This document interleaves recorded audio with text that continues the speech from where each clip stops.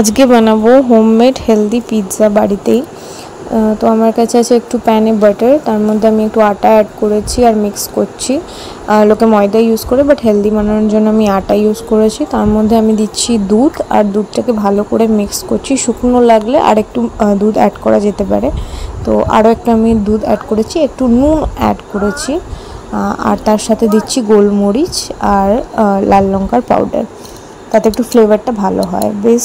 তারপর আমি বানাবো পিৎজার সসটা। তাতে দিচ্ছি আমি টমেটো সেদ্ধ আর একটা রসুনকে ভালো করে পেস্ট করে নিয়েছি।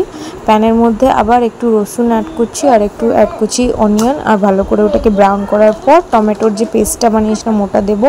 তার সাথে দিচ্ছি একটু ম্যাগি মশলা, একটু গোলমরিচ পাউডার, লাল লঙ্কা আর হলুদ।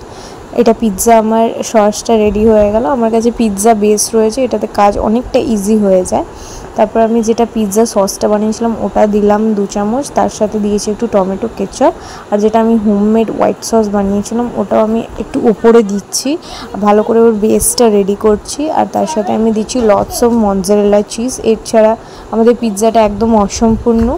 তারপর আমি ওপর থেকে কোয়ার্টার স্লাইজের পেঁয়াজ অ্যাড করেছি, যাতে কি ভালো লুকটা হয় টপিং হিসেবে। আর তারপর আমি একটা কড়াইতে একটু স্লো মিডিয়াম আঁচে পিৎজাটাকে ঢেকে রেখে দেবো 20 মিনিটের জন্য। তারপরে আমাদের পিৎজা একদম রেডি হয়ে যাবে। আর চিজ পুলটা তোমরা দেখে বুঝতেই পারছো, ভীষণ টেস্টি হয়েছিল পিৎজাটা। আজকে একটু অনেক ইনফরমেশন ছিল বলে আমি ভয়েস ওভার দিয়ে ভিডিওটা বানিয়েছি। তোমরাও রেসিপিটা ট্রাই করো। বাই।